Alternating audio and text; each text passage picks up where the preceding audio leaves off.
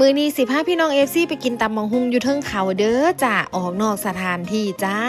ออกเดินทางตอน 11 นาฬิกาปุบปับอีหลีจ้าพี่น้องชวนกันกับไอ้ใช่เวียง2คนก็ออกเดินทางเลยบ่ได้มีโปรแกรมหรือว่าวางแผนอีหยังไว้เลยจ้าที่พักก็ไปหาเอาตอนนั่งอยู่ในรถพี่น้องจ้าโชคดีแน่โทษติดหม่องนี่แล้วก็มีห้องว่างได้เป็นบ้านพักธรรมชาติเขาใหญ่เที่ยงจ้าจองปุ๊บก็ได้ปั๊บโอนเงินเลยจ้าย่านบ่มีหม่องนอนหญิงเอ้ยขับรถมา 11 นาฬิกาฮอดพี่ประมาณ 4 โมงแรงฝนตกหากะเซ้าทะเลหมอกกำลังคุ้มทุกพื้นที่ของเขาใหญ่เที่ยงเลยจ้าฝนตกหากะเซ้าขับรถออกจากกรุงเทพ 2-3 ชั่วโมงมาเจอที่พักบรรยากาศดีๆแบบนี้ฟินแห้งอีหลีพี่น้องเอ้ยมาเด้อสิพากินตำบักหุ่งอยู่หิมผาขับเลยลำตะคองมาจักหน่อยนะคะกะสิเลี้ยวเขาใหญ่เที่ยงที่พักโรงแรมหล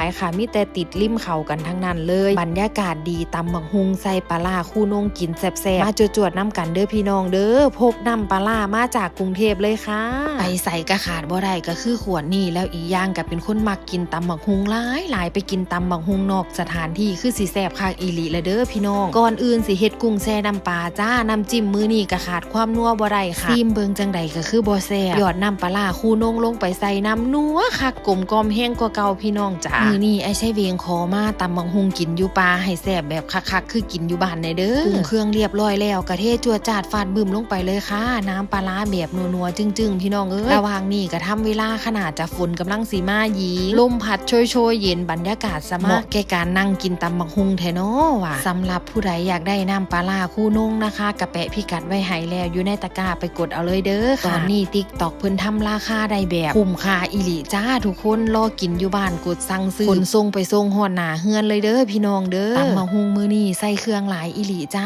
มีกุ้งสดมีสะใบนางแล้วก็มีหนวดปลาหมึกพี่น้องเอ้ยบ่แซ่บสิว่าจังใดเนาะตำแล้วเทใส่ผ้าถาดคกน้อยๆนี่ยืมของรีสอร์ทเพิ่นได้การคักบ่พี่น้องจ้าซิมเบิง2 คำ 3 คำแซ่บตายบัดตายบ่ายมาจวดๆน้ำกันเด้อยิงเด้อตำเสร็จเรียบร้อยเกือบบ่แล้วซ้ำฝนตกห้ำลงมาได้เอาเข้าไปกินทั้งในจ้านั่งกินทั้งนอกบ่ได้หญิงฝนสาดแห้งอีหลีซาว่าสิกินลมชมวิวกับบรรยากาศธรรมชาติโคตรว่าฟ้าฝนบ่เป็นใจพากันกินข้าวคาบเดียวตั้งแต่เที่ยงหิวข้าวจนมือสั่นมือเส้นหญิงเอ้ยรอหมูกระทะกับบ่มาจักเทื่อเลยกินตำกุ้งสดกับไอ้ใช่เวง2 คนแบบจวดจาดฟาดบึ้มนี่แหละค่ะพี่น้องมาเด้อมาแซ่บๆน้ำกันฝนอยากตกกระตกไปตอนนี้อีฉัน2ผัวเมียบ่สนอีหยังแล้วจ้าจ้วงตำบักหุ่งผ้าถาดนี่2 คนแบบโพหมักโม่หมักแตงเลยเด้อหญิงกินตำบักหุ่งเหมือดผ้าถาดนี่ก็สิพากันอิ่มนี่ปะนี่หญิงเอ้ยเฮ็ดจังไดหมูกระทะพันกำลังสิมาส่งบัดที่นี่โอ้โห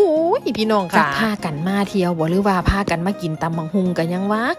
คือว่าหั่นแหละหญิงการมาเที่ยวครั้งนี้ก็บ่ได้เป็นการวางแผนอีหยังจ้าปุบปับส่วนกันมาโลดขับรถมา 3-4 ชั่วโมงมาเบิ่งทะเลหมอกเจอบรรยากาศแบบนี้ก็ฟินอยู่ค่ะตำบักหุ่งที่แซ่บตำบักหุ่งที่นัวในมือนี่ที่เด็ดที่ใจก็ต้องยกให้ปลาร้าคู่นงนี่แหละเด้อจ้าฮักเมือใจขาดบ่ได้ก็แม่นนำปลาเดียกขวดนี่แหละพี่น้องเอ้ยบ่เว้าหลายยายห่าฟ้าวไปซื้อไปกดไปตำเอามากินเด้อว่าสินัวคักนัวแน่คือตำบักหุ่งโคกนี่อีหลีบ่มื้อนี้ไปแล้วจ้าถ่ายภาพบรรยากาศปั่นพี่น้อง FC เบิ่งซ้ำนี่ล่ะค่ะขอบคุณทุกการติดตามรับชมขอบคุณทุกการสนับสนุนช่องน้อยๆช่องนี้ของเฮาไปกดซื้อน้ำปลาร้าคู่นงแล้วก็คอมเมนต์มาบอกกันในเด้อค่ะว่าแซ่บว่านัวคักอีหลีบ่มื้อนี้ไปแล้วเด้อขอตัวลาไปก่อนเผ็ดหลายพี่น้องเอ้ยขอตัวไปซวยตำบักหุ่งผ้าถาดนี่กับไอ้ใช่เวียงให้มันเหมือดก่อนหญิงไปแล้วสวัสดีเด้อค่ะทุกคน